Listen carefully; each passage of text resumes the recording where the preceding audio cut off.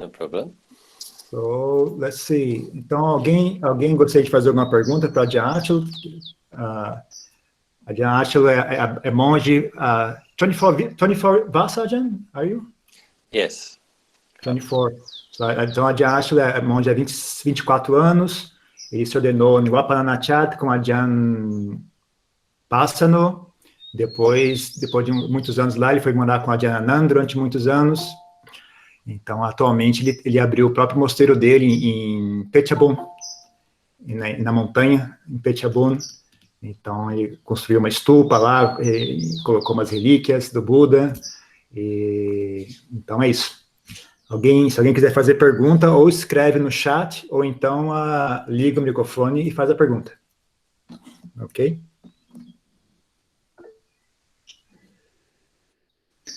Mr. Neil. Ajahn, there's a question here. Should we be afraid of rebirth? Yeah. Yeah, it's an interesting contemplation. I sometimes do teach my Malaysian students and my Thai students that contemplation of death is very helpful to help us to be a bit more urgent in our practice. But like any method that you use for a period of time, it can get less effective, because it's like our kilesas become resistant to the medicine. And so if you think about the fact that you have to be reborn, that you're not yet gone beyond rebirth, and then if you think of the possible destinations that you can go, that is sometimes more arousing of urgency and heedfulness than the thought of possibly dying. So, but in terms of should we be scared? So I guess you have to define a wholesome quality of fear. So it's like a wise fear. And in a way, becoming more conscious of the fact that because you have to be reborn at this stage, then to put some thought into aiming for a wholesome destination. So and the way that's taught is after you make after you've been generous, or after you've done something wholesome, or when you come out of your meditation, when your mind is peaceful, then you dedicate very specifically, may I be born as a human being who meets the Sangha, correctly practicing Sangha, have the opportunity to practice, or may I be born in a suitable heaven world, or may I be born in a universe where there is currently a teaching Buddha teaching, those kind of things. So if you put a lot of firm resolve and resolution into aiming for the most auspicious rebirth where you will be able to continue practicing, and if that kind of aspiration gets a serious momentum, then it's less scary, because you set the intention very deeply to keep practicing in every life until liberation. So you just know that wherever you go, that's what you intend to do. Okay.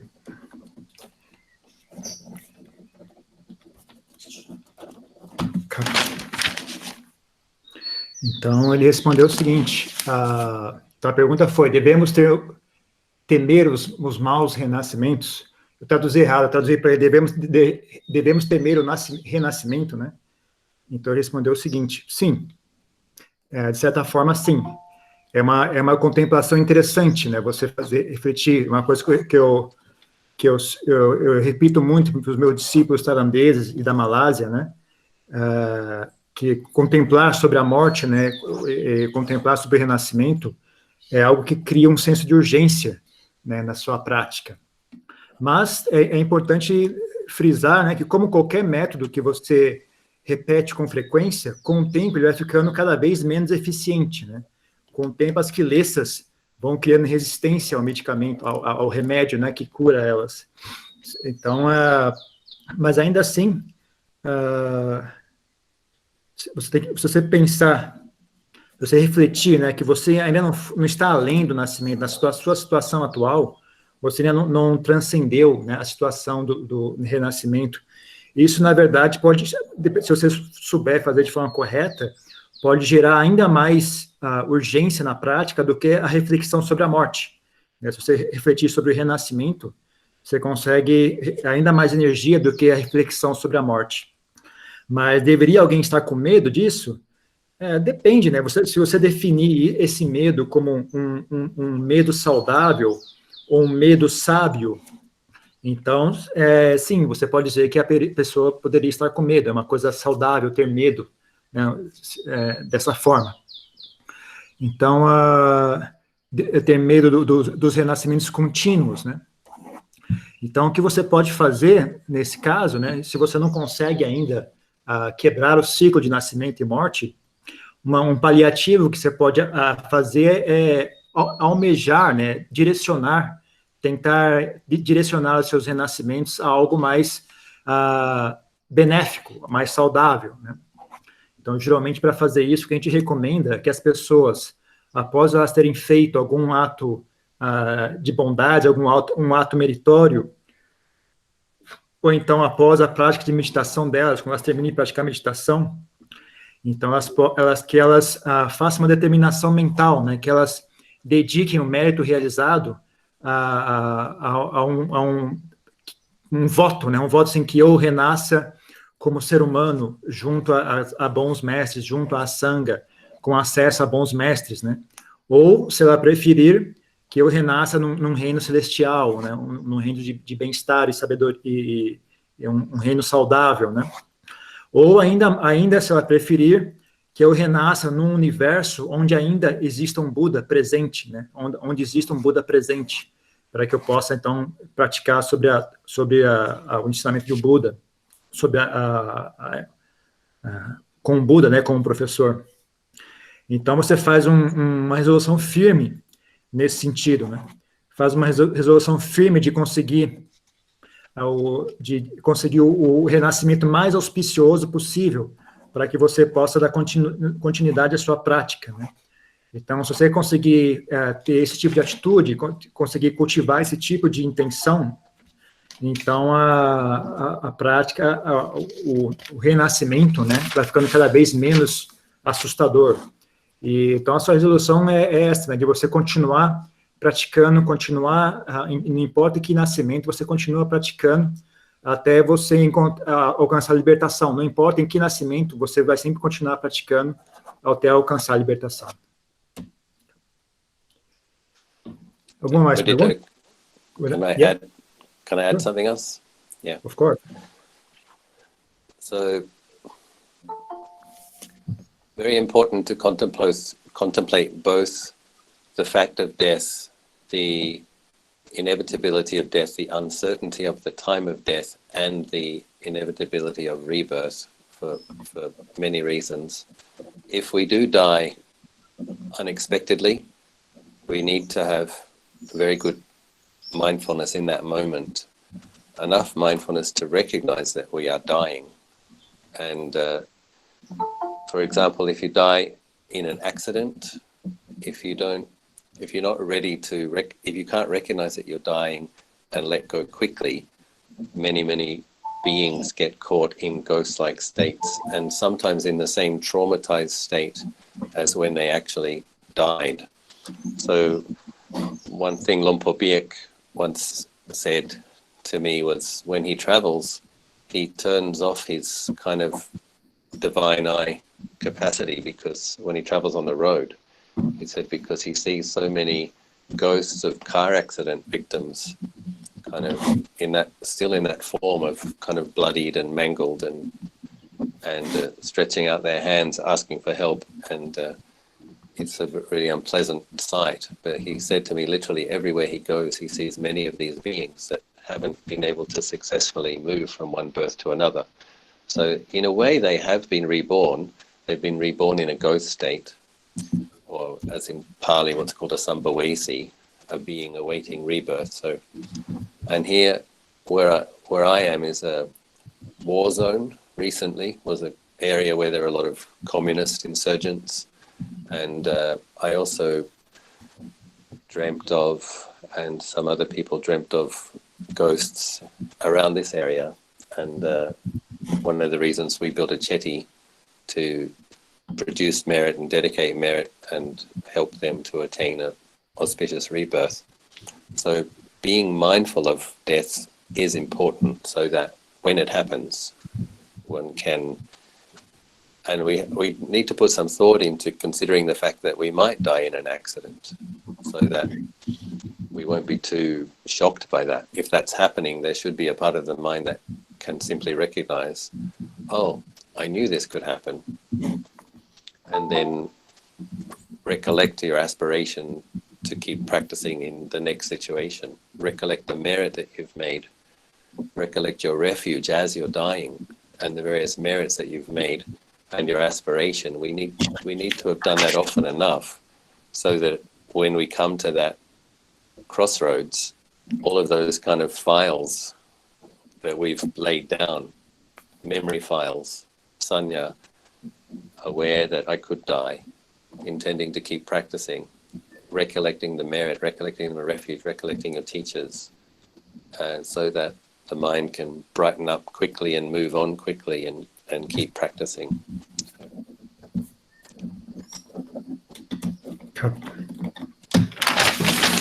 Então ele complementa dizendo que ambos são importantes. É importante fazer a contemplação da morte, né, refletir sobre a morte, mas também refletir sobre o renascimento, né, pensar que a nossa morte é algo inevitável, lembrar que a nossa morte é algo incerto, a gente não tem como saber quando a gente vai renascer, vai morrer, né? E ela é tão inevitável, e o nascimento, o renascimento também é inevitável dessa forma, à medida que a gente ainda não alcançou a iluminação, também é um fenômeno inevitável. Mas é importantíssimo a gente estar sempre ciente da morte, a gente ter muita ciência da morte, porque é um momento que a gente tem que ter muita mente tranquila, tem que ter muita presença mental no momento da morte. É muito importante ter uma boa presença mental no momento da morte. É muito importante a gente ser capaz de reconhecer que nós estamos morrendo, né? Por exemplo, no acidente de automóvel, né, a pessoa pode, ela não está disposta a aceitar, né, aquela realidade que ela não consegue admitir que está morrendo. Então ela não consegue soltar, né, daquela situação. Ela fica presa, então ela acaba, dessa forma, o que acontece é, ela renasce, mas acaba renascendo como um fantasma, né? O momento de renascimento dela ocorre nesse estado traumatizado, né, emocional. Então ela acaba renascendo de uma forma não muito positiva, né? Mesmo o Piak contou para ele, né, que quando o Lampopiak viaja de automóvel, vai para algum local, ele sempre desliga a capacidade dele de enxergar esses seres, porque são muitos, né? Sempre que está numa estrada, no automóvel, viajando de um lugar para outro, a quantidade de seres que ele enxerga nessa situação é realmente muito grande. Então, eles estão sempre nesse estado sangrento, mutilados, e todos eles desesperados, pedindo ajuda. Então, é uma visão muito desagradável, né? E ele vê isso por toda parte que ele vai viajar, né? Então, ele até costuma simplesmente não parar de olhar, porque é uma quantidade muito grande. Então, essas são as pessoas. Então, quando acontece isso, a pessoa acaba renascendo, né? Mas ela renasce num estado fantasmagórico, em Pali chama Sampavesi, é um estado meio intermediário. Então, mesmo aqui onde eu moro, no mosteiro dele, né, em Pechabun, antigamente, no passado, foi uma região onde houve muita guerra, muita violência, né? É um local onde havia muita insurgência comunista. Então, ele mesmo e outras pessoas também tiveram sonhos, né, enxergando fantasmas, e aí foi essa uma das razões pela qual ele decidiu construir uma estupa no mosteiro, né, para trazer um pouco mais de boas energias para o local, né, e também para poder dedicar o mérito dessa construção para esses fantasmas, para que eles pudessem, então, renascer, né, transcender aquele estado doloroso de existência, né, e obter um melhor renascimento. Então, é muito importante ter a presença mental no momento da morte, para que você não fique em estado de choque, para que você esteja ciente, né, que seja ciente e tranquilo no momento da morte. Né? Então, você tem que refletir com frequência, né, sobre a morte, estar sempre ciente, né, da possibilidade da morte, para que quando ocorra, você já sabe, né, eu sabia que isso ia acontecer, eu sabia que isso era uma possibilidade, né, e aí, então você rapidamente reganha a sua presença mental e direciona, relembra, né, os seus méritos passados, relembra as coisas boas que você fez, traz a consciência, né, as boas coisas que você desenvolveu durante a vida, para que isso, então, vá condicionar o seu próximo nascimento. Né? Lembrar-se dos seus méritos realizados, das coisas boas que você fez, das suas aspirações, né, de bondade, né? Então, você tem que praticar isso muito, praticar o suficiente para que isso automaticamente venha à tona, né? Para que seja uma coisa meio que automática, você pratica com frequência isso durante o dia, durante a sua vida, e aí, quando um momento como esse chegar, um momento de encruzilhada, quando esse chegar, aquilo automaticamente surge na sua mente, né, meio que um reflexo instintivo, que então vai guiar você ao seu próximo nascimento. The last thing I would say is simply not wanting to be reborn isn't enough. So we're frightened of rebirth because we don't want to go to an unpleasant destination, or even pleasant destinations are still bound up with the characteristic of dukkha. But simply not wanting to be reborn isn't an effective strategy. When you look at the Dhammacakka Sutta, the cause of suffering is craving, 3 types of craving: the sensual craving, the craving not for, and the craving for becoming. So it's actually just more desire, but it's inverted aversion. And so the more craving for, the more craving not for binds us to samsara indefinitely. So we have a wise fear, an intelligent fear of rebirth, so that we aim for the most auspicious rebirth, so that we can sow the causes for going beyond birth, which means keeping our precepts, which will reduce the power of the attachment and the kilesa, and doing our meditation, which will reduce the ignorance, increase the clarity, give rise to the samadhi, right collectedness, the sati sampajanya, the mindfulness and clear comprehension, so that we can have penetrative insight that actually destroys the ignorance that binds us, because the craving is based on that foundation of ignorance. So we have to aspire to be reborn in auspicious situations to practice towards liberation, which is a several lifetimes process. As far as I understand.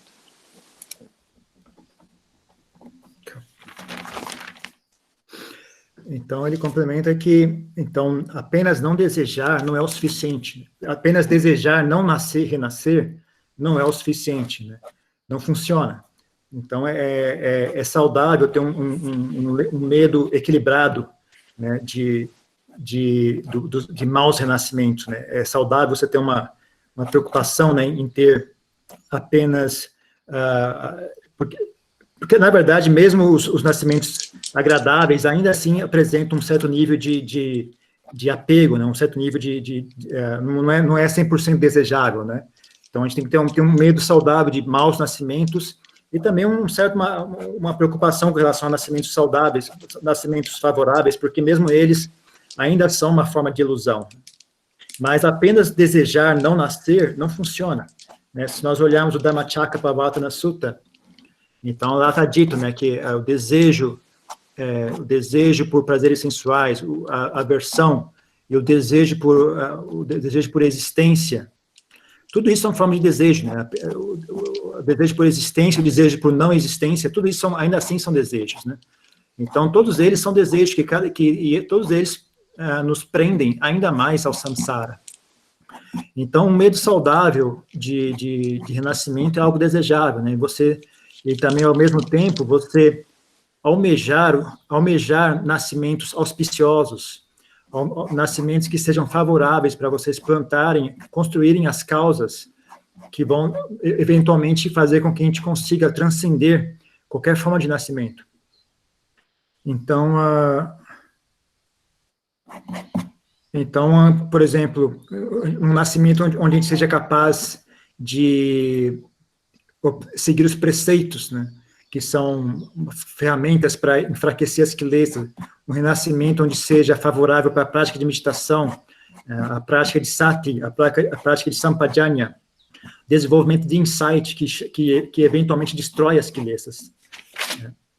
Então, a gente deve fazer aspirar, né, ao nascimento auspicioso, porque, da forma que eu entendo, né, esse é um projeto que, às vezes, vai levar várias vidas.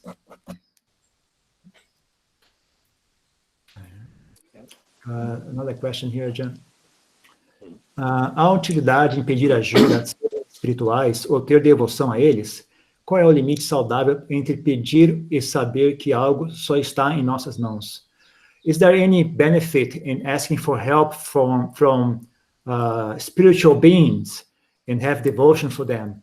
What is the limit? What is the healthy limit between asking for help and knowing that some things depend on us only, exclusively, only on us?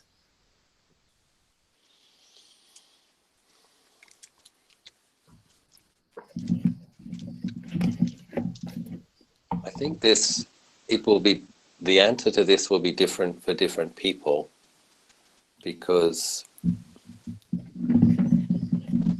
when thinking about Devanusati, as it's described in the Visuddhimagga, it says that it is a practice that is suitable for people with a strong faith faculty. So if a person believes very strongly and has an intuitive connection with celestial beings, they just believe that the heavens are real, and they believe that there are things like guardian angels, or then for that kind of person, thinking of such beings can be helpful. So it's a practice that can lead to absorption, I think, but it's the way it's taught is one recollects the qualities of the devas of the Chatur Maharaja, the qualities of the devas of Dawatimsa, the virtue, the merits, the patience, the hiriotapa, the conscience and shame that led to that rebirth and rejoices. And similarly, Yama Devas, Tushita Devas, right up to the Brahma realms. One of the benefits of Devanusati, as described in that text, is that when one thinks of Devas with affection, one becomes dear to Devas. So it is a meditation practice recommended by Lord Buddha, and it does have this very strong benefit. In terms of asking for help, then I guess the question becomes a bit tricky. Well, which devas do you ask for help? This can be a bit tricky because if you ask for help from Christian devas, for example, you might end up being born in a place where you can no longer practice Buddhism. You might get separated from Lord Buddha's Satchadhamma, the Buddha Dhamma that leads to heaven and beyond. So as Buddhist practitioners, we're aspiring to the path which leads to heaven and beyond, to Nibbana, to complete cessation from rebirth and death and conditioned realms. So then I guess in a way one has to, it's most in accordance with our aspiration to ask for assistance from the Buddhist devas. And so how do you do that? I think we can feel confident that if we keep precepts, meditate and chant frequently, that there will be Buddhist devas who are aware of us, because the good take care of the good.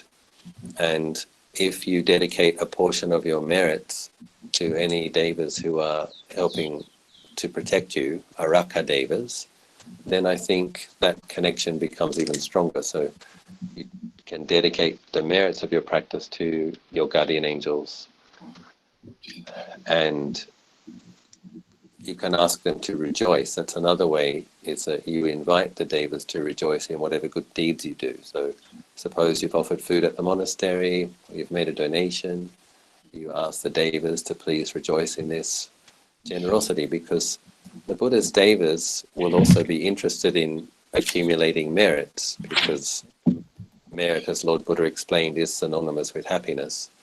And so the Buddhist devas will be very happy to rejoice in your good efforts, and they can receive merits. So dedicating merits to devas, asking them to rejoice in a way that's just maintaining, deepening the connection, becoming more mindful of them, devanusati. What's a sensible limit? Yeah, I think it's just like you do your basic practices, and then at the end, when you're dedicating merit, sometimes you bring to mind the devas. So something that just becomes a part of your practice. And I don't think it would be wise to make it the focus of practice. But similarly with metta practice, one of the 11 benefits of developing loving kindness, as explained in the Metta Sutta, is that one becomes dear to humans. Another benefit is that one becomes dear to non-humans. So simply by doing your breath meditation and doing some metta meditation, dedicating merits, including the devas in your merit dedications, there will be some devas who are becoming aware of you, and the good take care of the good.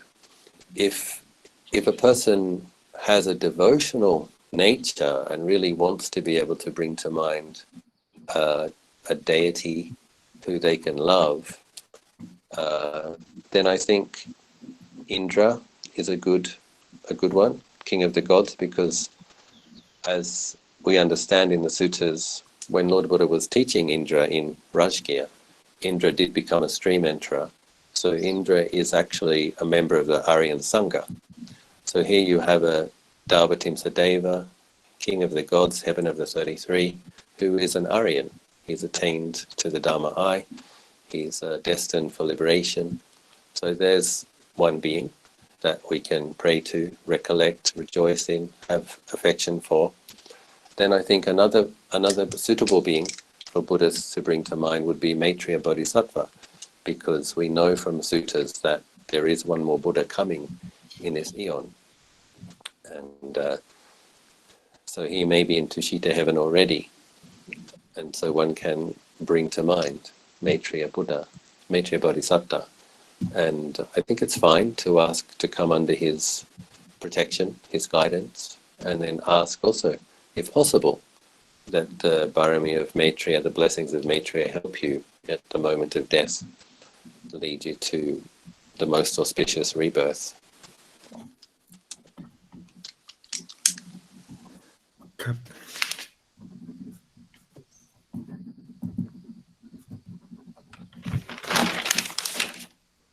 Então, respondeu aqui. Bom, é diferente, para cada pessoa isso é diferente. Se a pessoa, por exemplo, a prática de Devanusati, que é algo recomendado nos suttas, né? É dito no Visuddhimagga, é descrito, né? A prática de Devanusati é apropriada para pessoas que tenham uma faculdade de fé muito grande, forte faculdade de fé, da fé, né? Então,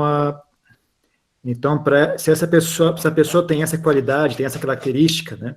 Se ela sente uma conexão, se ela tem a intuição, ela tem fé, ela tem uma conexão intuitiva forte com os seres celestiais, né?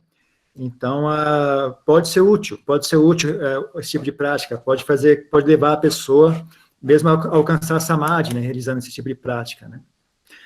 Mas, na verdade, a forma como a prática é ensinada nos suttas é você relembrar as qualidades, né, desses seres, relembrar as qualidades da moralidade, a qualidade da bondade, da compaixão, a qualidade do bem-querer, da sabedoria, que levou eles a alcançar esse nascimento auspicioso, né? Então, você relembra as qualidades desses seres e então você regozija, né, toma deleite nessa conquista que eles tiveram, né? Então, é dito que um dos benefícios desse tipo de prática é que a pessoa que pratica assim com frequência, faz essa reflexão sobre seres celestiais com frequência, se torna querido de seres celestiais. Os seres celestiais têm apreço por aquela pessoa. Então, é uma prática que era recomendada pelo Buda, né? Nos sutras está listado o Buda recomendando esse tipo de prática, né? Agora, com relação a pedir ajuda, aí já é um pouco mais complicada a situação, né? Porque a primeira coisa que vem à cabeça é para quem você vai, qual anjo, qual devata você vai pedir ajuda, né? Por exemplo, se você for pedir ajuda a um anjo cristão, um devata cristão, então você corre o risco de acabar se inclinando, você vai acabar renascendo, né? Afastado do Buddha Sasana. Então, isso vai fazer com que quebre um pouco o ritmo da sua prática, porque o que nós aspiramos nessa vida é ir além, né, de qualquer forma de nascimento, mesmo nascimentos celestiais, né? Então, é um pouco complicado se fizer isso, né? O mais correto, o mais apropriado, se você for pedir alguma ajuda, né, que você peça ajuda a devatas que são budistas, né? Devatas que estão envolvidas no ensinamento do Buda. Então, mas qual é a melhor forma de fazer isso? Na verdade, a melhor forma de fazer isso é você simplesmente manter a sua prática de moralidade, mantém a sua prática de meditação, realiza os cânticos, né? Recita os cânticos com frequência, e aí você dedica os méritos dessa ação para esses anjos, para esses seres celestiais, né? Ou então você simplesmente pratica, você simplesmente se dedica à sua prática, e simplesmente você realizar a sua prática, ser uma pessoa dedicada e esforçada na sua prática, já é uma causa, né, para que os devatas protejam você. Porque é dito que as boas pessoas protegem as boas pessoas, né? Então elas têm deleite em ajudar pessoas de bem. Então, se você se comporta bem, se você se dedica à prática, se você é uma pessoa esforçada, né? Então, é comum que elas sentem inclinação em ajudar você. Mas, além disso, você pode dedicar os méritos para elas. Sempre que você praticar meditação, sempre que você realiza algum ato de bondade, você também dedica mérito às devatas, né? As chamadas Araka Devata, como se fosse o seu anjo guardião, alguma coisa do tipo. Então, outra forma que você pode fazer você convida elas a tomarem deleite nas boas ações que você realizou, né? Então, sempre que você faz uma doação, sempre que você faz alguma ação de bondade, quando você oferece algo, quando você ajuda alguém, ou quando você pratica meditação, ao final você convida os anjos, os devatas, a tomarem deleite, né, na boa ação que você realizou. Isso porque o Buda ensinou, né, que mesmo os devatas também desejam mérito, né? Então, se você dedica mérito a eles são capazes de receber esses méritos. E outra forma de fazer, né, além de dedicar méritos, você também pode simplesmente convidá-los, né, a tomar deleite nas boas ações que você realiza. Então, esse tipo de ação frequente aprofunda a sua conexão com esses seres celestiais, né? Agora, o que seria um limite saudável, né? O limite saudável seria isso, né? Você realiza a sua prática de maneira tranquila, com sinceridade, e ao final da sua prática, quando você termina de praticar meditação, após realizar uma boa ação, você dedica os méritos aos anjos, aos devatas, né? Mas não é saudável que isso seja o único foco da sua prática, né? Não é saudável que sua prática toda consista em fazer isso, né? Então, mas da mesma forma, por exemplo, Metta-bhavana, é dito que Metta-bhavana torna você querido. Uma pessoa que pratica Metta-bhavana com frequência, ela se torna querida aos seres humanos e também aos não humanos, né? Então, também é uma forma, você praticar Metta-bhavana com frequência, você naturalmente vai se tornar querido, né, de seres humanos e de seres não humanos também vão sentir apreço por você. Então, é uma prática muito simples, na verdade. Simplesmente pratique, simplesmente continue em frente com a sua prática, né? Isso já vai ser um grande fator nesse fenômeno. Porque é normal que as pessoas boas tomem conta daqueles que são bons, né? Elas sentem inclinação em cuidar de quem é bom. Mas se a pessoa realmente tem uma inclinação devocional muito grande, né, quiser prestar reverência a seres celestiais, eu sugeriria, talvez, Indra, que é o rei entre os devatas, né, do nível sensorial, né, os devatas que tomam deleite em prazeres sensoriais, né, o rei deles chama-se Indra. E a razão pela qual eu recomendo ele é porque o Indra alcançou Sotapanna na época que o Buda ainda estava vivo, né? Ou seja, o Indra já é um Arya, né? Já faz parte da Arya Sangha. Então, se você vai criar um relacionamento com ele, você vai pedir alguma coisa, vai prestar reverência, né? É uma boa opção. Outra opção que eu recomendo é o Bodhisattva Maitreya, né? Porque é sabido, né? Que no Sutra a gente vê isso descrito, né? Que ainda vai haver mais um Buda nesse ciclo, né? Nesse ciclo de Budas. Então, é dito que o Bodhisattva Maitreya já está presente, né? Já está no paraíso Tussita. Já está lá esperando o momento correto para ele alcançar a iluminação.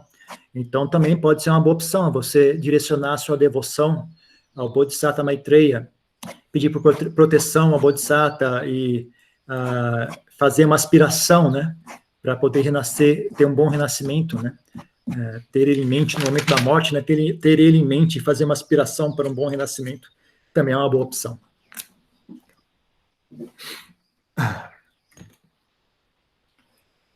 Ok, let's see another one.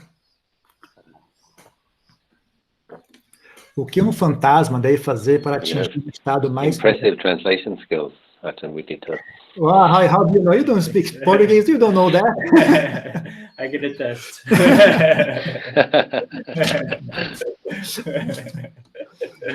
Next question. It looks impressive anyway. It looks impressive. What a ghost can do to get a more to attain a more beneficial state of being. Yeah. Okay. So one of the very important thing for us to learn as human beings while we have the human birth is the capacity to rejoice in the merits of others, because sometimes people dedicate merits to ghosts, and if they don't have a karmic connection, sometimes the merit doesn't get through because there can be a karmic obstruction. One of the reasons for being born as a ghost is having made some heavy karma, and so you may need to experience hardship and difficulty for a period of time, so you can't necessarily receive even the gifts that people are trying to give you. That's part of the suffering of the ghost realm. However, if someone who has been a relative of yours dedicates merit, if someone's been a relative of the ghost or has a close karmic connection with the being that's been born as a ghost, then they may be able to help. Also, monks with very strong samadhi, very strong metta can help. But one of the things that can help beings in lower realms is if they have the capacity to rejoice in the merits of others. So that's the mudita brahmavihara. When we develop mudita, that will generate new merit, fresh merit in that being's mind. And but a lot of the people that get reborn as ghosts are people who have been a bit stingy, or people who have been resentful, or people who have been critical of others when others were generous. And so we need to, if they don't have the ability to rejoice, then it's very difficult for them to move on. So we can, if there are ghosts hanging around, if people feel like there are ghosts hanging around, you can do your chanting, do your meditation, dedicate your merit, and then you ask them, please rejoice in my practice, because that may very well help them. Sometimes even if they're not able to move on to a rebirth quickly, their situation in that state can get better. So many of the villagers over the years have told me of a deceased relative appearing in their dream with torn clothes and not much radiance, looking maybe cold, looking like they're suffering. They make offerings to the monks, and the monks chant and they dedicate merits and they spread metta, and they have a subsequent dream where the being is wearing clean clothes, new clothes, looking more radiant. And then a period of time goes by, and once again the ghost comes, the being comes into their dream, and they're having difficulties again. And so it seems to be the case from that anecdotal evidence that they can have a less difficult time in that realm if beings are dedicating merit to them. But yes, I think being able to rejoice isn't a ghost-like mind state, is it? It's if it's powerful enough, it's a Brahma Deva's mind state. It's one of the Brahma Viharas. So dedicate merit and ask them to rejoice in the merit. And while we have a chance, we have to rejoice in the merits of others when people are generous, so that we have that tendency, and will help prevent us from falling to that realm. And if we do fall to that realm, well, hopefully we will be able to get out more quickly.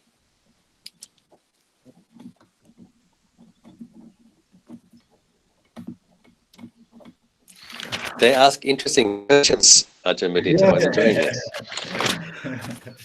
I told them beforehand, if you want, because they ask me those kind of things all the time, and I never answer. So I said, Ajahn Asha is coming, get ready, get your questions ready. I see. I told them about you.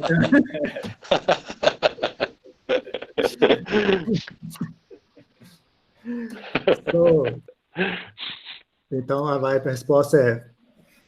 Só ele tá brincando, ele falou, eles fazem umas perguntas muito interessantes. Eu falei, eu avisei eles de você, eu avisei que o tipo de pessoa que você é. Que eles perguntam para mim, eu nunca respondo, né? Então, vamos lá. Então, ele diz o seguinte, enquanto seres humanos, né, a gente tem que treinar a capacidade de tomar deleite, né, de tomar rejoice, tomar deleite, sentir felicidade, né, nas coisas boas que as pessoas fazem, né? Então, quando a gente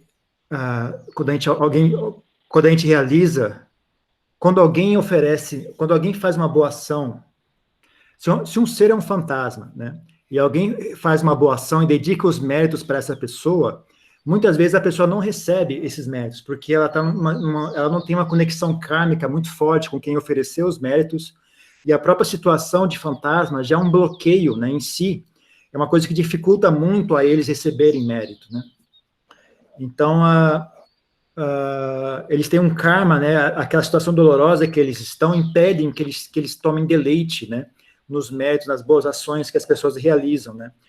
A forma como eles conseguiriam transcender aquele estado seria tomar deleite. Ele não tem capacidade de fazer boas ações, mas ele pode tomar deleite nas boas ações que as demais pessoas fazem, né? Mas mesmo isso é muito difícil para a maioria deles, porque o karma deles impede que eles sintam essa emoção do deleite, do prazer, né?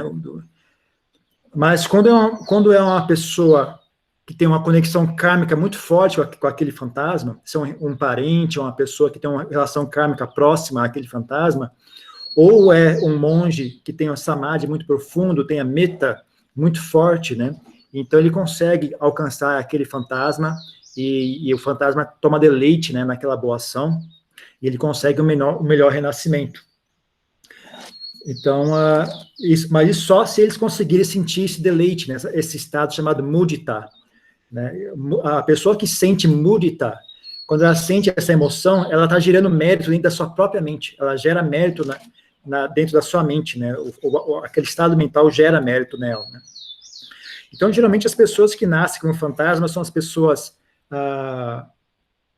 que sofrem de avarice, que são ressentidas, são invejosas, pessoas que criticam os outros quando os outros fazem boas ações, né? Esse tipo de pessoa que acaba, muitas vezes, nascendo como fantasma, né? Então, eles têm muita dificuldade de sentir deleite, né? Desde antes, né? Eles já não têm muita dificuldade de sentir deleite nas boas ações alheias, né? Mas, se você está numa situação, né, que você sente que tem um fantasma perto de você, que você tem uma sensação de que algum espírito tá por perto, assim, que está frequentando o mesmo local que você, né? O que você pode fazer, né? Você, ao final da sua prática, ao final de recitar os cânticos, né? Você convidar esses seres, né? A tomarem deleite nas boas ações que você realizou, né? Então, você frequentemente, sempre que você terminar de meditar, sempre que você terminar de praticar metabhavana, sempre que você terminar de recitar os cânticos, né? Você convida os fantasmas a tomarem deleite, né? A ficarem felizes com as boas, a tomarem parte no mérito que você realizou, né? Porque mesmo que esse mérito que você partilha com eles não seja o suficiente para que eles tenham um bom renascimento, ainda assim pode pelo menos amenizar a situação difícil em que eles estão, né? A situação de dor e sofrimento que eles estão pode se amenizar um pouco, né? Caso eles consigam sentir deleite na sua dedicação de méritos, né? Aqui na onde eu moro, né, algumas pessoas do vilarejo contaram para mim, né, que elas têm um sonho de um parente falecido, que está uma situação muito dolorosa, um corpo todo cheio de doença, vestido com trapos, né, aparentando muito sofrimento, né. E aí eles vão lá e dedicam mérito, fazem doações, fazem boas ações, dedicam os méritos para esse parente já falecido, né. E aí, numa ocasião futura, eles sonham de novo que esse parente está um pouco melhor, né? Tá uma feição mais tranquila, está com uma roupa mais limpa, né? Está com uma aparência mais agradável, né? E aí eles dedicam mais mérito ainda, e mais à frente tem mais um sonho com aquele parente, ele está bem mais tranquilo, uma feição mais serena, etc., né? Então, talvez isso sirva como indicação, né, de que aquele ser apesar de não ter conseguido transcender o renascimento como fantasma, né, ele está melhorando cada vez mais a situação dele, está ajudando ele a melhorar. Então, ser capaz de tomar deleite, né, nas boas ações alheias é algo que não é normal para um fantasma, não é comum um fantasma saber fazer isso. Então, é difícil, né, você esperar resultados muito certeiros, né, com relação a fantasma, né? Na verdade, a capacidade de tomar deleite nas ações alheias é mais uma característica de Brahmas, né? É chamado um dos Brahmas Viharas, né? O Mudita. Mudita é um Brahma Vihara. Então, é importante para nós, seres humanos, né, ainda vivos, agora que a gente ainda está vivo como ser humano, que a gente treine essa qualidade, essa capacidade de sentir deleite pelas boas ações alheias. Tanto isso vai impedir que nós nasçamos como fantasmas, como mesmo que nós venhamos a nascer como fantasma, nós então podemos rapidamente sair daquela situação. Se por um acaso a gente acabar nascendo como fantasma, a gente vai ter uma saída, né, uma forma de escapar daquilo com facilidade. Ok? Como fica a situação em termos de ter consciência do momento da morte de quem estando inconsciente em uma UTI venha a morrer? What is the situation for a person who is unconscious in a hospital when he dies? Like, how can that person be conscient of death if he is like under anesthetics or something like that?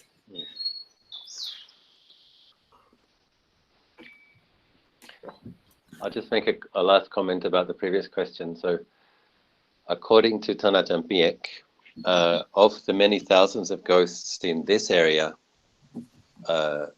about 10,000 were reborn as devas due to the Chedi project, building this 23-meter tall Chedi and putting in many, 300,000 blessed amulets and relics and things. Ajahn Biek came 4 times, and Puranan came 5 times during 3 years, and having hundreds of people come and dedicating the merit specifically to ghosts and asking them to rejoice. Apparently 10,000 did move on from the ghost realm to, I think, Davatimsa. So it's a very interesting consideration that when the conditions are ripe, if the being is able to receive the merit, able to rejoice, that the rebirth from the ghost state to the heavenly state can be quite fast, because it's a more subtle body than what we have. The rebirth can be very fast. So just to mention that it does occur. Obviously, those beings had some heavy karma to work through, but they also had some merit. they died in the proximity of a place where there would be a monastery with monks who we believe to be arahants passing through. But many more still remain, but their condition is better than it was previously.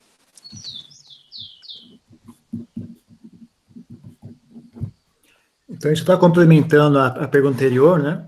Lampopiak disse que dos centenas de milhares de fantasmas que moravam, que existiam ali ao redor do mosteiro dele, né?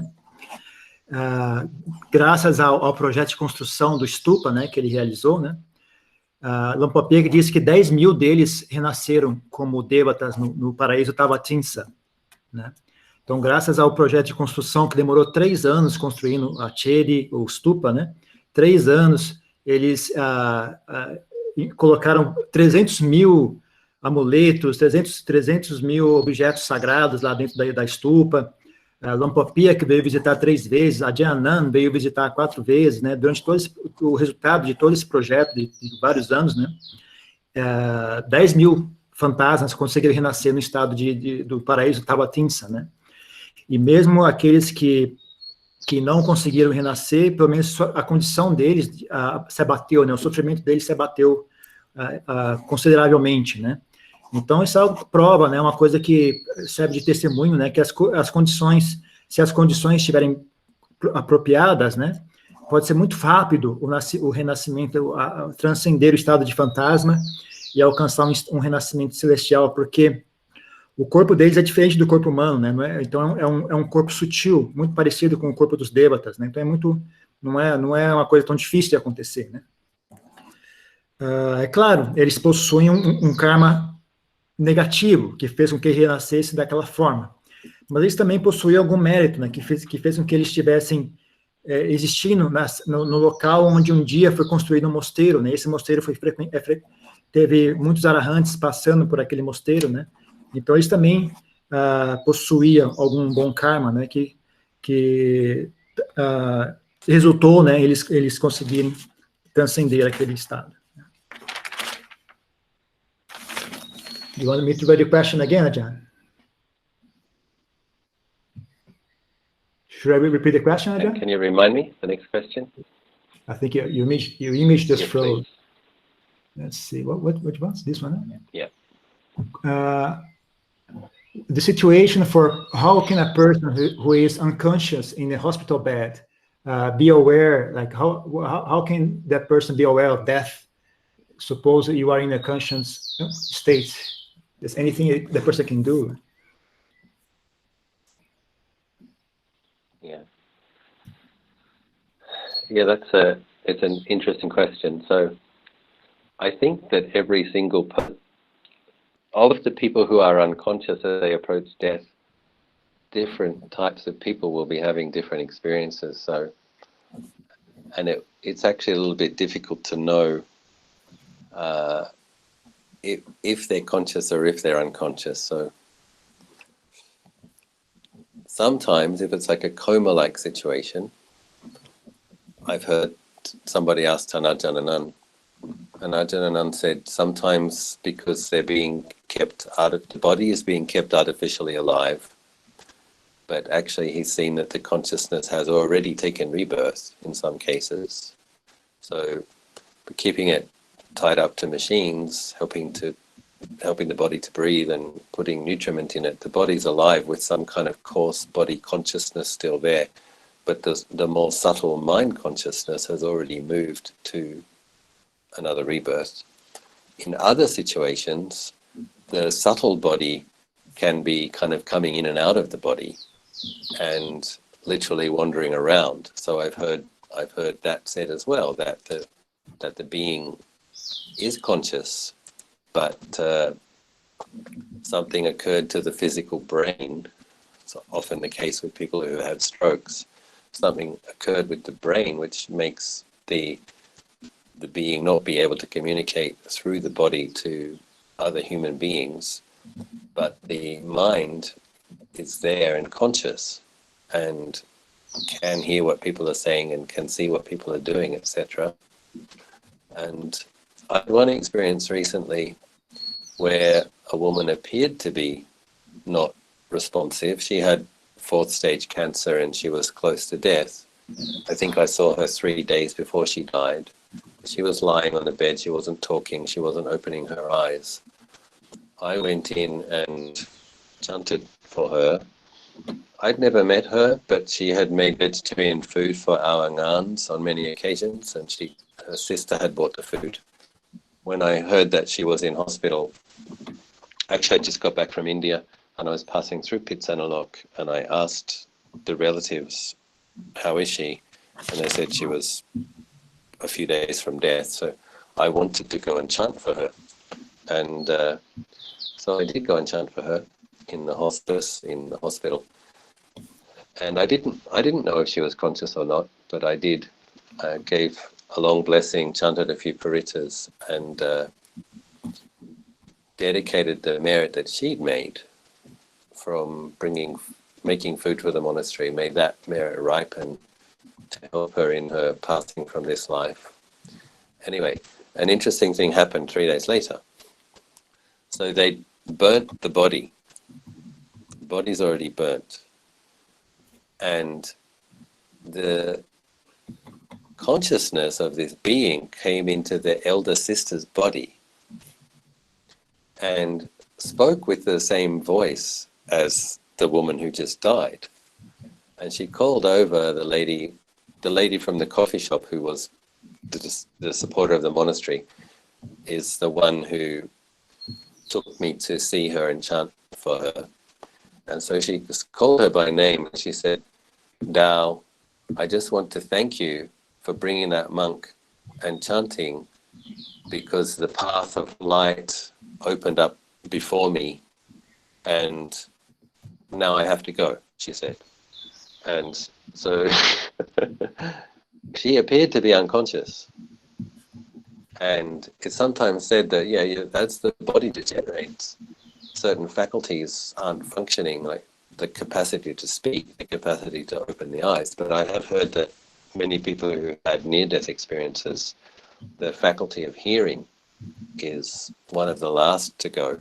So even if a person appears to be unconscious and it might simply be the case that they're not capable of speaking, but they can hear what's going on around them. So it's good to have monks come and chant, or if the monks can't come and chant, well then to play chanting, to play Dhamma talks, and so that they may actually, in some cases, be able to hear that, and it helps them to keep their mind bright in their last days.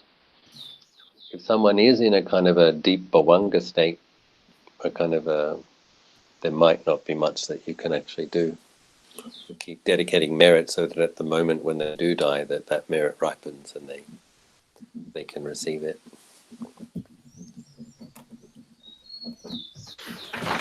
Tá.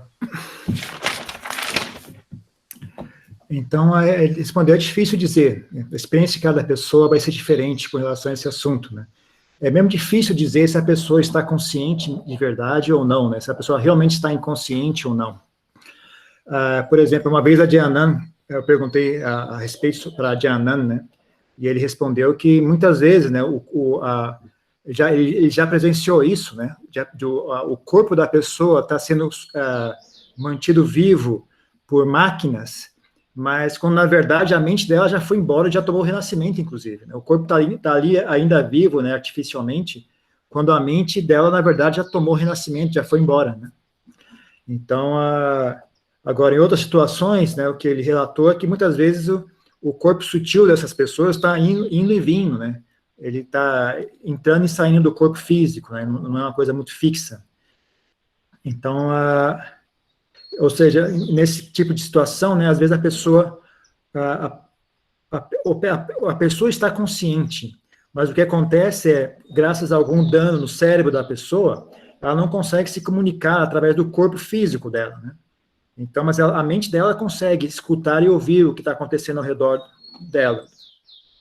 Então, um exemplo curioso que eu tenho, né, é de uma mulher que já estava em estado de coma, né, já não estava mais respondendo, né, no hospital.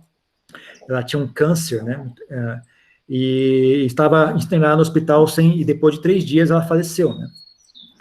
Mas antes dela falecer, né, me convidaram para que eu fosse até o hospital. Na verdade, não foi convidado, não. Na verdade, o que acontece ele nunca tinha encontrado com essa pessoa, né? Ele nunca tinha estado com ela presencialmente. Mas uma vez essa pessoa cozinhou uma refeição e mandou oferecer para ele através da irmã, né? Pediu que a irmã fosse levar a refeição para oferecer para ele. Então, quando eu soube, né, através de um parente, né, que ela estava no hospital, eu tive a vontade de ir até lá, né, e recitar alguns cânticos para ela, dedicar o mérito, né, daquela refeição que ela ofereceu, né, dedicar aquele mérito, relembrar daquele mérito para que ela pudesse, para que aquilo fosse uma condição para que ela tivesse um bom renascimento, né. Então eu recitei as paritas, né, e dediquei méritos para ela. E aí 3 dias depois ela faleceu, e inclusive já haviam cremado o corpo dela, né? O corpo dela já havia sido cremado. Aí aconteceu que um dia parece que a consciência dela conseguiu, como se tivesse tomado posse do corpo da irmã mais velha dela, né? Então ela falou, a irmã mais velha falou com a voz daquela pessoa, como se tivesse recebido o espírito daquela pessoa, né? Então, ela chamou aquela amiga que havia me convidado, que havia me dito para ir recitar os cânticos, né? Ela falou, olha, Noi, muito obrigada por ter mandado aquele monge recitar os cânticos para mim. Quando ele recitou os cânticos, eu consegui enxergar um caminho de luz, né?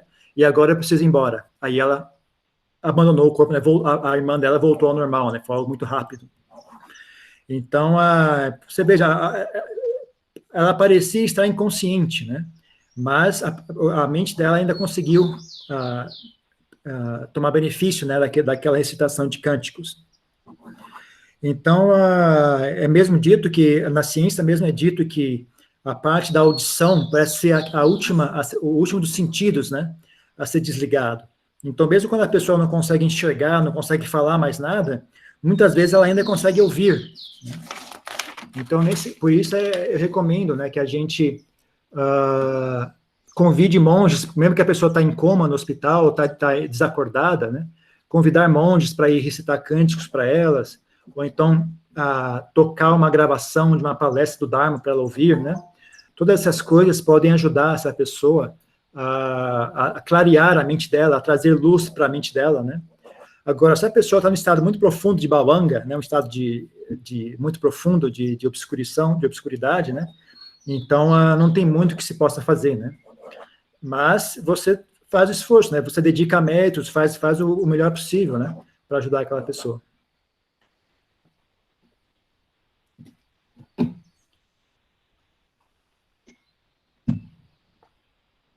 Isso aqui? Dentro da tradição Theravada, é possível a um leigo cultivar práticas de Bodhisattva? Inside Theravada tradition, is it possible for a lay person to cultivate the practice of a Bodhisattva?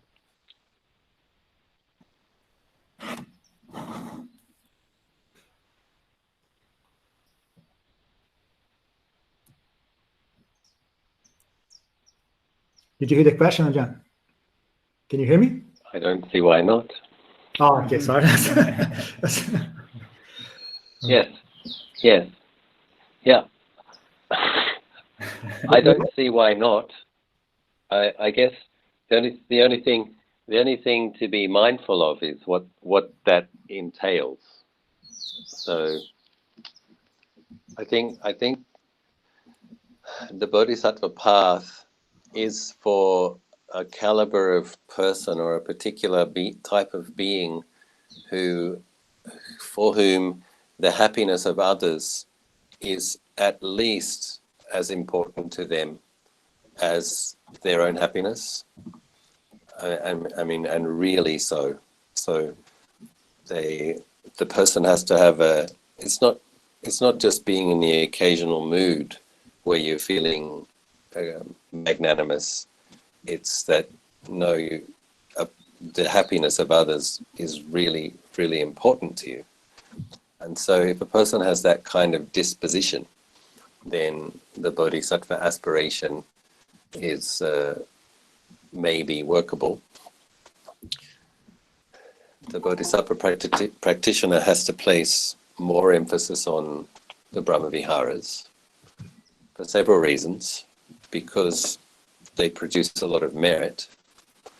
The Bodhisattva path in the early stages is quite dangerous in as much as if the practitioner's mind becomes overcome with kilesas and they make a serious mistake, they are not free from rebirth in hell.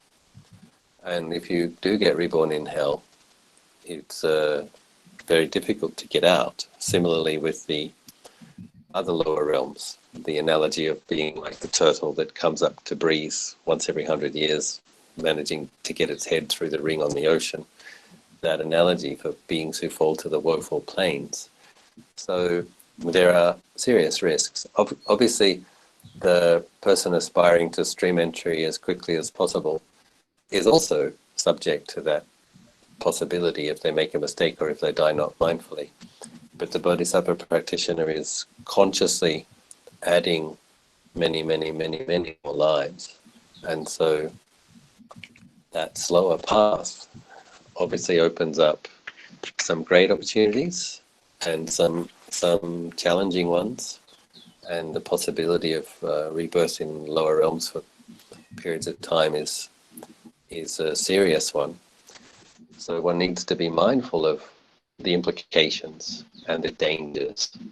Once the Bodhisattva practitioner has like serious merit, so if they've actually attained to the Bodhisattva Bhumi, I think the way I understand it is that the Bodhisattva practitioner's mind, when it gets to the point where they have enough barami that they could become a stream enterer, but they have the aspiration to continue building barami, they will actually enter a different kind of a stream. That's the Bodhisattva Bhumis, of which there are 10 levels. But as we understand, that takes 4 asankhya plus 100,000 eons is the fastest path to Buddhahood. So the 100,000 eons, that's the small part at the end. We know what the Buddha says about how long an asankhya is, with the big rock being ground down by a silk scarf from a bird, that analogy of how long. I think that's an eon. I think that's how long an eon is. So an asankhya is an incalculable number of eons. Anyway, it basically does mean millions of lives. The Tibetan people who study the Tibetan tradition tend to get a bit confused about this, because part of the kind of advertising in a way in the Vajrayana is that by practicing Vajrayana Tantra, you can attain Buddhahood in one life. But I heard the Dalai Lama say himself that this is not possible, and that I suppose if a person attains Buddhahood practicing Vajrayana Tantra, it's because they already invested those millions of lives beforehand. So I suppose it is possible.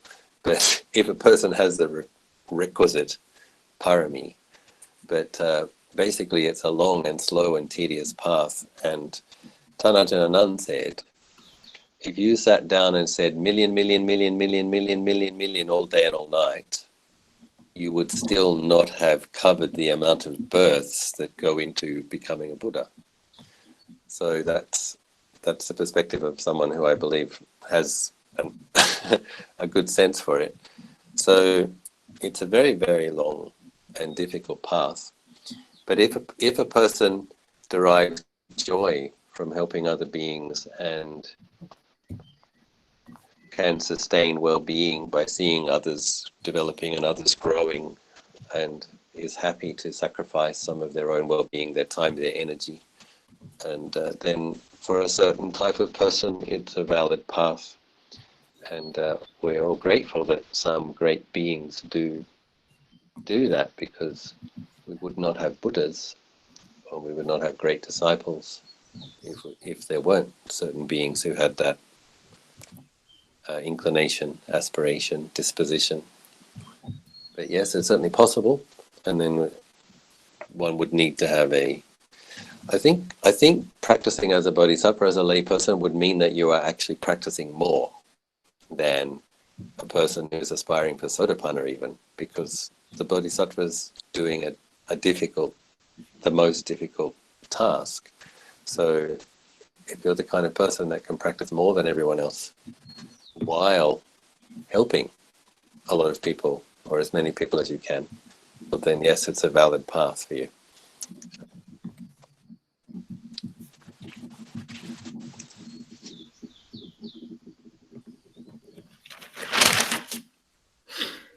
Então ele diz, eu não vejo nenhuma razão para não ser possível, né?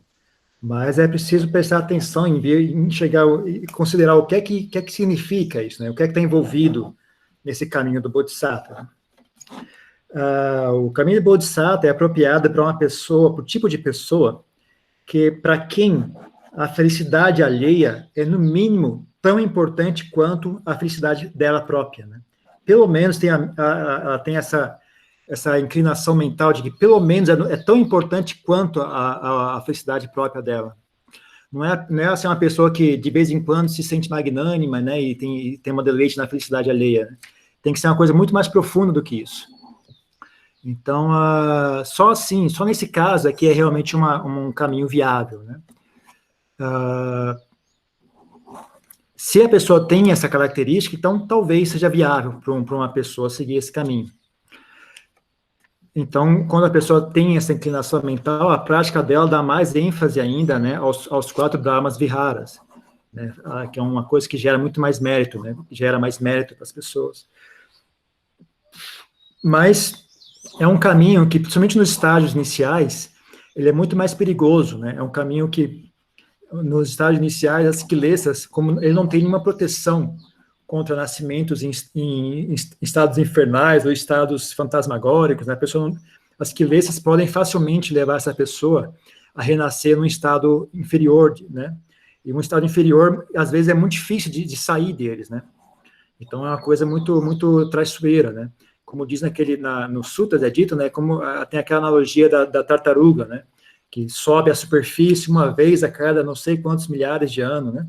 Então, a chance dela conseguir subir a superfície, né, e colocar a cabeça dela através de uma argola de madeira, né, que está flutuando no oceano, né, é tão raro, né, quanto a chance que a pessoa vai ter de renascer como ser humano, né. Então, é um risco muito sério, né, a pessoa que deseja seguir esse caminho, né. É verdade que a pessoa que também está no caminho, por exemplo, para alcançar um Sotapanna, né, ela também está sujeita a essa possibilidade. Mas o problema é que o caminho do Bodhisattva é muito mais longo, né? São muito, muito mais vidas. Então, cada uma dessas vidas abre grandes oportunidades de coisas muito boas, mas também abrem possibilidades de coisas muito ruins, né? Então, sendo que o renascimento nos infernos é uma possibilidade muito séria, né? Para uma pessoa que está nesse caminho. Exceto quando a pessoa alcança um estágio que é chamado Bodhibhumi, né, Bodhisattva Bhumi, que aí sim já tem uma certa garantia, né, já tem uma coisa mais firme, mais garantida, né, mas nesses estágios iniciais não tem nada que garanta, né, a segurança daquela pessoa.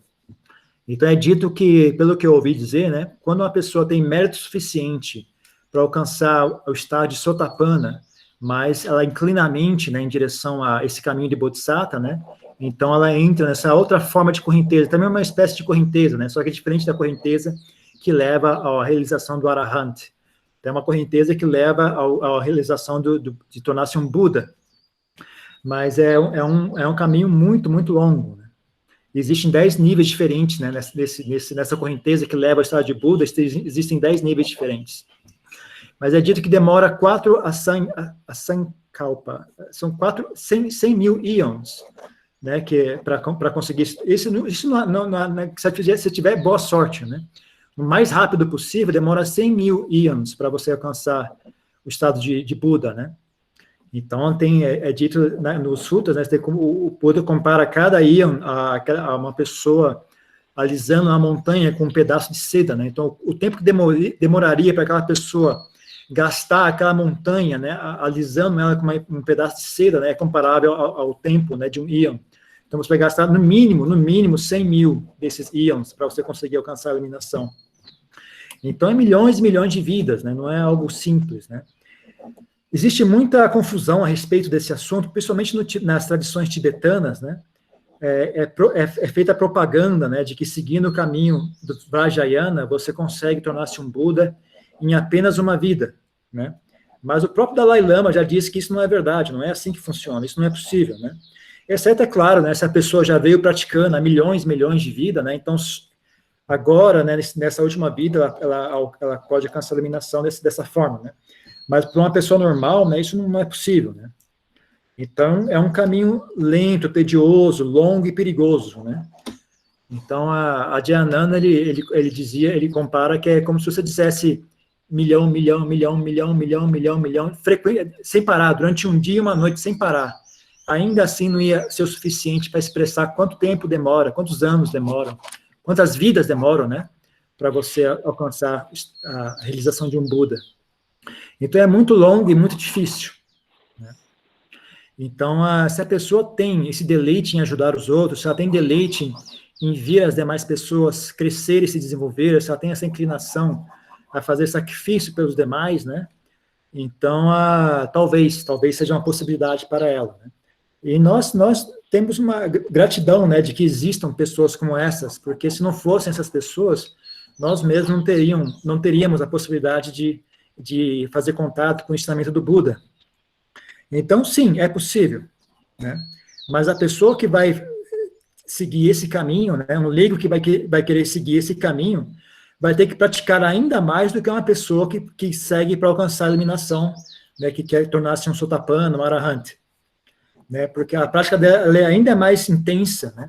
É uma prática mais difícil, e ela tem que praticar, tem que realizar a sua prática ao mesmo tempo que ajuda os outros. Então, a quantidade de dificuldade acumulada é ainda maior.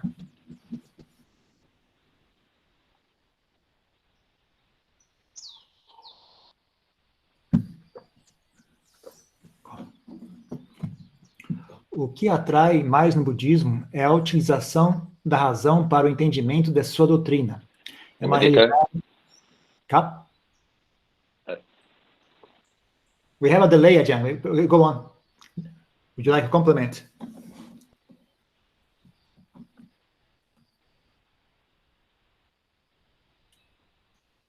Sorry, you cut out. I didn't hear you. Sorry. We have a delay, Ajahn. So, yes, go on. If you want to say something. I didn't hear the question, though. Okay. Yeah. So, one middle way, because sometimes the path to arahantship, it's a bit kind of... it's a bit of a shame, isn't it, that a being is just getting to the stage where they can really help people, and then they're gone from the conditioned world. But then the bodhisattva path is so long. So one possible middle way, Ajahn once suggested, is to aspire for stream entry as soon as possible, but to have the intention to take each of those remaining lives as a human being, and to benefit as many people as possible in those remaining lives after stream entry, those last 7 lives.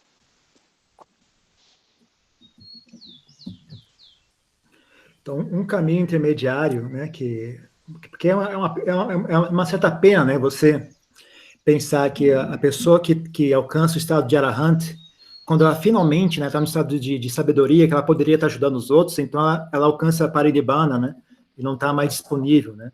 Já a pessoa que sai o caminho do Bodhisattva demora muito, né, é uma coisa muito longa e demorada. Então, a Dhyananda uma vez sugeriu, né, um caminho intermediário seria você ter a intenção de tornar-se um Sotapanna, e aí, tendo alcançado o estado de Sotapanna, você fazer um voto, ter uma aspiração, né, de você renascer todas as 7 vidas, né, que o Sotapanna renasce no máximo 7 vidas antes de alcançar a iluminação. Então, você pode alcançar a Sotapanna e fazer um voto de usar todas essas 7 vidas no nascimento humano e tentar ajudar o máximo possível de pessoas durante esse período de tempo. Essa seria uma solução intermediária.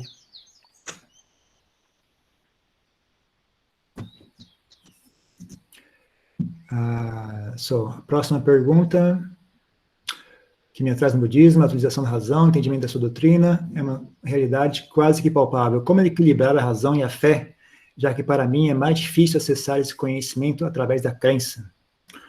Again, how to balance reasoning and faith, because for me it's difficult to reach that knowledge through faith. Like, how to balance both?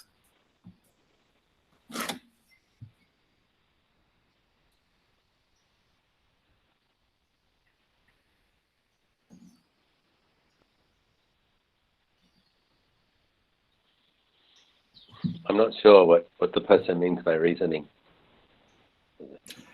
Well, I think he says that what attracts him more about the doctrine of the Buddhas is it can be reached through reasoning, to rational thought. So it seems to be very how you say, very solid teaching. Né? So, but how can you balance reason and faith? Because his inclination is more toward reasoning than faith. Right. Intellectually sound, yes. Okay. Yes. Right. Yeah, so I think, well, different people have to approach the training according to their character. We don't have much choice, do we? We have to work with what we have. So I'm a little unusual as far as Western monks go, because I'm probably strong on the faith faculty even since I was a novice, basically. And I never really doubted Lord Buddha's teachings, and I had a lot of gratitude and confidence in them. And so I haven't myself had the particular struggle where I had to deepen my faith in Lord Buddha's. It wasn't such a struggle to develop a heart-based quality of faith, because that came naturally just from gratitude. And one thing I had to work more on myself was having faith in my ability and not giving up. In the earlier years, having a lot of doubts and restlessness and those kind of things, I had to develop more confidence in my abilities and not give up on myself. And it's different people have different challenges.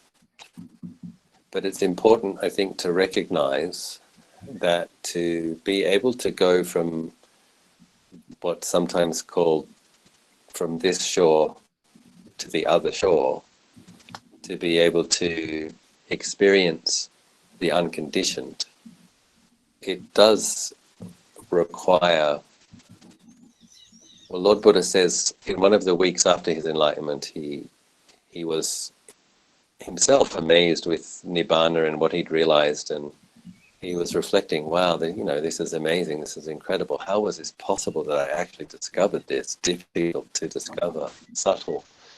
And his insight was that it was the 5 spiritual powers. As a kind of a brief, my favorite list, because it's so simple and it includes everything, but everything there is obviously important. And the first one that comes up is faith, saddha, which is sometimes translated as confidence.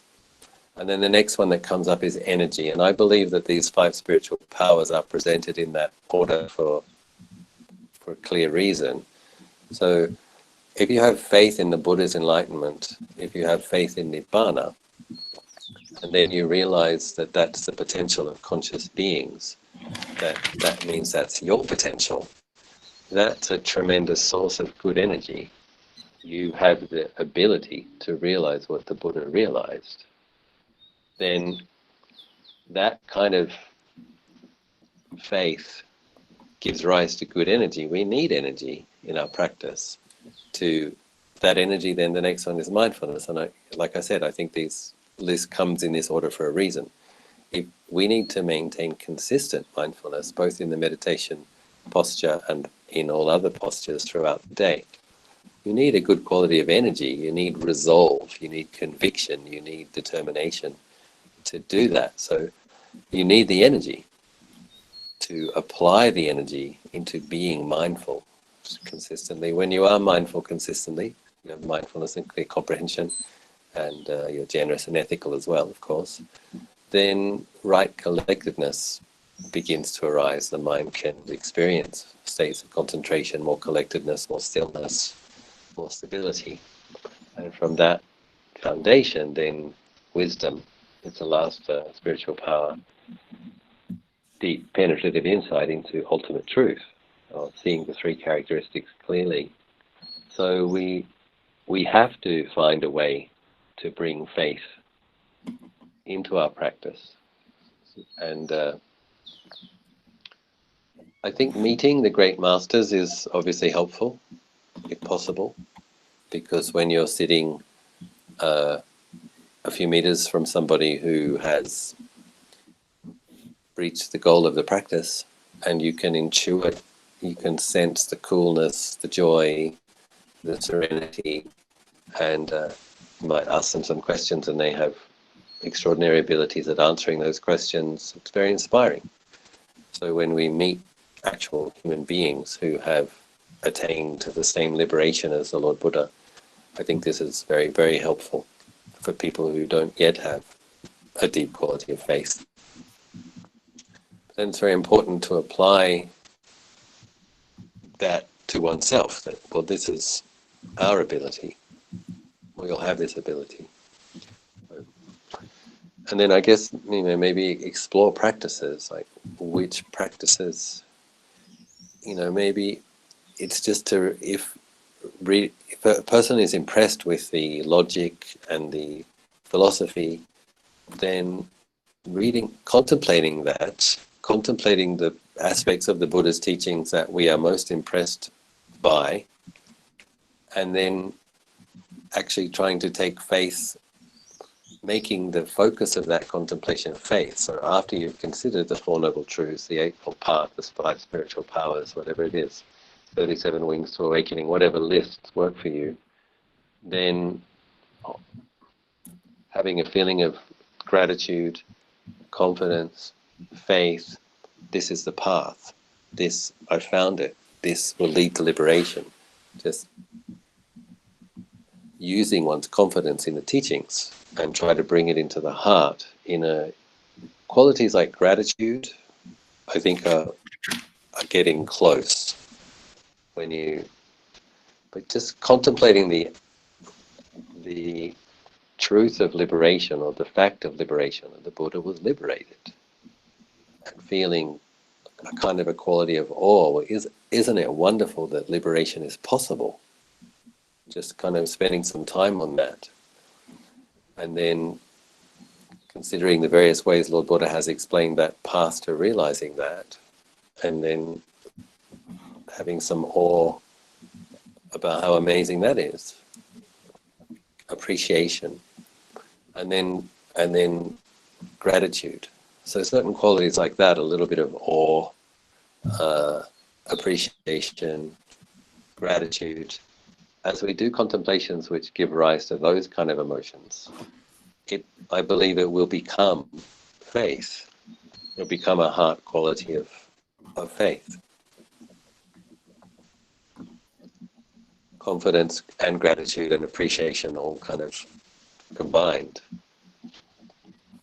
And we need to be able to take that leap of faith. I think letting go in meditation, being able to go beyond the 5 hindrances, experiencing, you need to have faith that there's something more. Like the mind is obsessed with these 5 hindrances.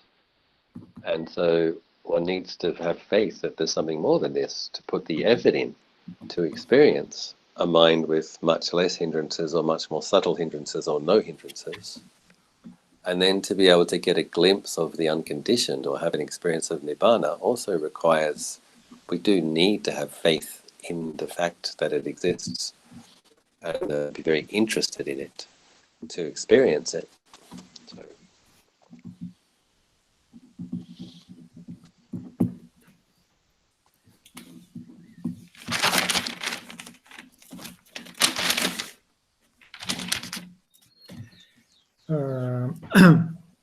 Então ele diz que é diferente, né, para cada pessoa, né? No meu caso, eu sou uma pessoa um pouco fora do comum, né? Eu, como sendo um ocidental, né, eu sempre tive muito forte a qualidade da fé, desde quando eu era noviço, né? Nunca foi uma dificuldade para mim. Eu sempre nunca duvidei da doutrina do Buda, nunca tive problema em aceitar os ensinamentos dele. Sempre tive muita gratidão pelo Buda. Então, eu nunca tive que lutar, né, para desenvolver fé. Eu sempre tive eu nunca tive que lutar para desenvolver essa qualidade do coração, né, essa característica, essa força do coração, que é a fé, né? E para mim, eu acho que isso veio muito através da gratidão, né?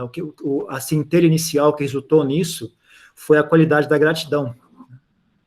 Então, mas o que eu tive dificuldade em fazer, na verdade, foi ter fé em mim mesmo, né? Sentir confiança de que eu teria capacidade suficiente para realizar esse trabalho, ter confiança de que confiança na minha própria habilidade, né? Ter fé de que eu seria capaz de progredir, né? E não desistir, né? Não desistir de mim mesmo, não desistir do esforço, né? Isso sim eu tive muita dificuldade, né? Mas cada pessoa é diferente, a habilidade de cada pessoa é diferente, né? Mas para você conseguir chegar, né, como é dito no Sutra, né, atravessar até a outra margem, né, e alcançar esse estado do incondicionado, né, mesmo o próprio Buda, quando ele, após a eliminação dele, ele também sentou-se maravilhado, né, espantado de como é que foi possível isso, como é que eu consegui realizar essa eliminação, né? E aí, refletindo a respeito, né, ele viu que foi graças aos 5 poderes, né, os Panchabala, em Pali, né, os 5 poderes, que é uma coisa muito simples, mas inclui tudo ali, né? Então, e logo o primeiro item, né, dos 5 poderes espirituais, 5 forças espirituais, né, é a fé, né? Então, a fé leva a energia, e assim por diante. Então, o segundo é a energia, né? Como consequência da fé, surge a energia, né? Então, essas 5 forças espirituais estão numa ordem especificada por uma razão específica, né? Então, ter fé, né? Ter fé em Nibbana, também você tem que ter fé no seu próprio potencial, né? Significa você ter fé que você consegue realizar aquela mesma realização que o Buda conseguiu, né? Então, essa fé, né?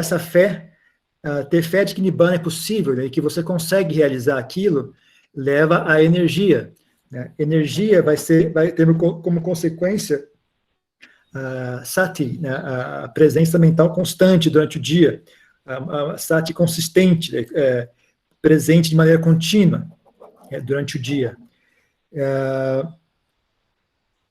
Então, para conseguir isso, né, para conseguir ter esse nível de sati, então você precisa ter uma resolução muito forte, você tem que ter uma energia muito forte, né? E essa energia vem através da fé, né? E tendo sati de maneira constante, né, isso culmina em samadhi, né, em concentração correta. E samadhi culmina em sabedoria, um insight que leva à realidade última, a realidade mais elevada. Então, você tem que encontrar uma forma de desenvolver fé. É importante você ter alguma forma de fé, uma forma de confiança, né? Porque uma tradução para a palavra sata é confiança também, é fé ou confiança, né? Então, uma coisa que eu recomendo, por exemplo, é visitar os grandes mestres, né?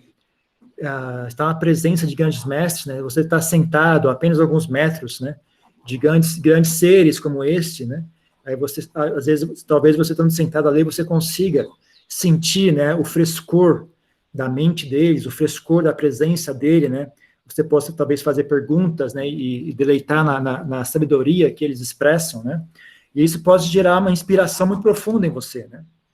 Então, uma coisa que eu recomendo para ajudar a desenvolver a fé é fazer contato com seres iluminados, né? Seres que tenham alcançado a iluminação. Isso pode... Então, tendo encontrado esses seres, né, você também se lembrar, né, de que aquilo também se aplica a você. A mesma realização que eles obteram também está disponível para você. Então praticar, né? Praticar e dedicar-se à prática. Agora, se você tem um deleite, né, nas qualidades racionais do ensinamento, as qualidades como ele é conciso e claro, né?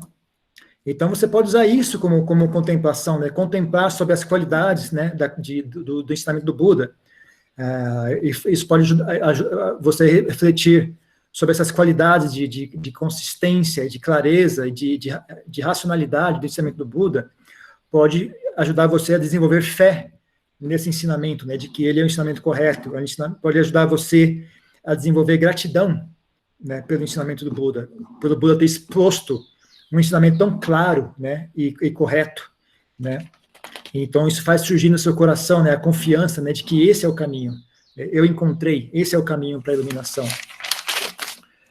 Então, outras coisas são cultivar a gratidão, né? Cultivar o hábito da gratidão. Esse é um estado mental que chega muito próximo, né? A gratidão chega muito próximo à fé. Então, sentir um estado de uma emoção de assombro, de admiração, né? Ou uma espécie de deleite, né? Falar, olha, que maravilhoso que a libertação é possível, né? Que maravilhoso que excelente que o Buda expôs o Dharma, né? Então, sentiram uma sensação de assombro, de maravilhamento, né? Pelo Dharma, pelo Buda, sentir gratidão pelo Buda, pensar no esforço, né, que o Buda fez para alcançar a iluminação, pensar no esforço que ele fez para estabelecer o budismo no mundo, para transmitir os ensinamentos, né? Então, sentir essa sensação de maravilhamento, de gratidão, né? Também são ferramentas para ajudar a desenvolver a fé. Então, realizar com frequência a contemplação desses temas, né, geram a emoção que eventualmente se transforma em fé, se transforma em confiança, né? Todas elas se combinam, chega um ponto em que todas essas emoções se combinam, né, e resultam, né, nessa fé.